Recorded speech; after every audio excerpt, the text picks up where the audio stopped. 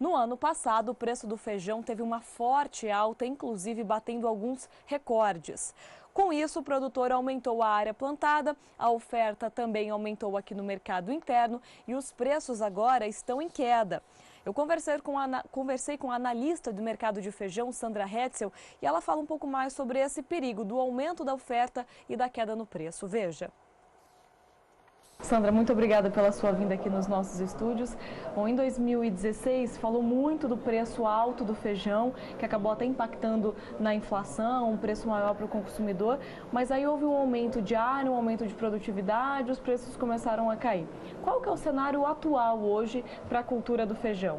Bem, nós temos aí, a semana passada foi uma coisa mais pontual, que não tinha ainda uma colheita tão avançada como agora essa está se desenhando para a próxima, e essa abertura no mercado de hoje, por exemplo, já mostra e já dá sinais de que o feijão não vai se sustentar nesse preço que estava aí até a semana passada, entre 160 a 170, um feijão mais escuro entre 135 e 140.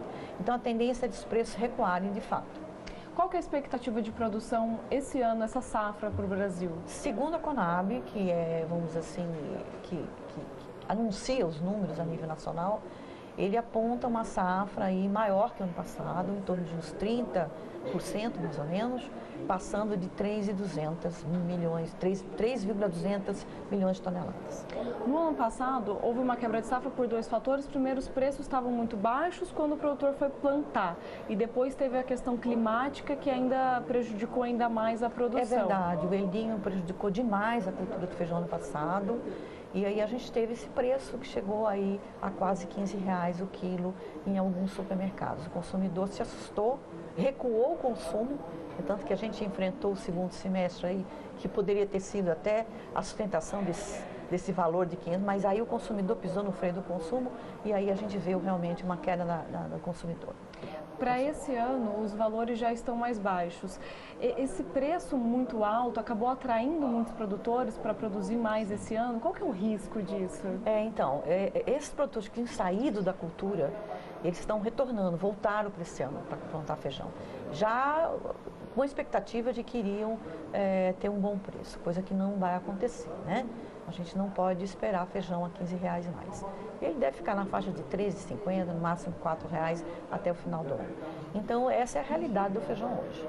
O produtor que plantou esperando colher, lógico, uma produtividade boa, porque o clima está se desenhando mais satisfatório. Falava-se que a laninha ia prejudicar, coisa que não está acontecendo. E eu acredito que a produtividade realmente vai ser maior do que o ano passado. É tanto que essa produção, ela está mais ligada aos níveis, um aumento do nível de produtividade do que propriamente a área plantada. Lógico, com alguma pontual, como o Paraná, por exemplo, que aumentou realmente a área, Minas aumentou, Goiás aumentou, mas assim, de maneira geral, se você olhar os números, a área não subiu tanto, mas sim a produtividade, ela está mais elevada. O preço hoje, como você disse, está em torno de R$150. Até que ponto continua sendo rentável para o produtor e qual que é o sinal de alerta? Eu acho que o alerta seria se feijão abaixo de 130, que eu acho que isso vai ser difícil de acontecer. Por quê? Porque nós temos um aumento de consumo. Tivemos um problema aí recentemente com a carne, proteína animal ficou cara, vai continuar cara. E o consumidor, aquele de mais e baixa renda, vai voltar a consumir o feijão. Então eu não vejo um aumento no caso aí do consumo. Eu não vejo assim um cenário tão negro como está se pensando, né? Feijão a 130, abaixo de 130 é prejuízo para o agricultor porque ele teve esse ano um custo de produção maior, né?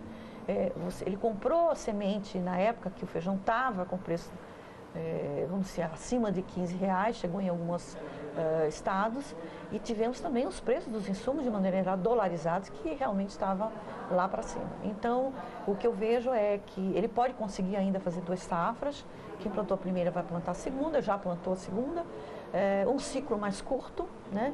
Feijão não é mais 90 dias, são às vezes 80 dias, dependendo da variedade do feijão. Então, isso facilita e veio para estimular o produtor, né? Houve também uma falta de produto aqui no Brasil, chegou até a ser liberada a importação de outros países, só que a produção do carioquinha, ela é meio que exclusiva do brasileiro. Ela é muito típica, exatamente, do Brasil. conseguimos... Teve recuperação? Não, na verdade foi o seguinte, a China, depois da Argentina, que é um grande produtor de feijão preto e que acaba 70% da produção vindo para o Brasil, né, eles plantam, na verdade, para nós aqui. Para eles é fantástico essa questão do feijão preto no segundo semestre, aí eles realmente, a partir de maio, eles começam a mandar feijão para cá. Mas também conseguiu trazer alguma coisa da China, né? Não só de feijão preto, mas alguma coisa de outras variedades também. Então, mas o consumidor ele é muito resistente quando entra um feijão de fora, se falando em carioca, né? Coisa que é difícil acontecer, porque é difícil você trazer feijão de carioca de outros países. Mas o feijão preto veio substituir esse feijão, né? Faltando, como o Nordeste não come feijão se não for de corda. Mas faltando feijão de corda, ele come o preto, ele come o carioca, né? Ele não fica sem comer o feijão. Então, a gente vê aí como uma possibilidade de que esse ano a gente vai ter menor nível de importação, mas vai continuar se importando, sim, feijão preto. E qual que é a produção aqui no Brasil, a distribuição entre os tipos de feijão hoje? Eu acredito que 65% é feijão carioca. Depois, em segundo lugar, o calpi, que deve dar uns 20%, e o restante é feijão preto. Quer dizer, por isso que nós importamos ainda feijão preto. Tem espaço para aumentar essa produção aqui no Brasil? Quais seriam alguns lugares? Talvez Mato Grosso investir um pouco mais nessa cultura? Na verdade, o Mato Grosso ele despontou com o calpi, o feijão de corda, que ele achou a possibilidade de mandar esse feijão para o Nordeste, em determinada época do ano. Então, foi realmente um pulo do gato aí para esse produtor do Mato Grosso. Mas o feijão ele tem uma certa limitação, né? Ele está variando entre 13 milhões, 2.800.000 hectares, ele não passa disso e a gente vê que isso aí não tem como avançar. Ele pode avançar em tecnologia, e isso está acontecendo no Brasil. Melhorou muito o nível tecnológico brasileiro. Nós tínhamos como média nacional 800 quilos por hectare, é muito baixo a nível nacional por conta da produtividade do Nordeste. Mas a nível, vamos dizer assim, de agora em diante, de uns 20 anos para cá, ela subiu para acima de 1.000 quilos por hectare, né? Então, isso tem sido benéfico, né? A ponto aí do produtor ser atraído pela cultura do feijão. Ok, Sandra, muito obrigada pela sua vinda aqui, pelas suas explicações. Nada, sempre às ordens. E vocês acabaram de ouvir a entrevista com a Sandra Hetzel, ela que é consultora de mercado da Unifeijão. Voltamos ao programa.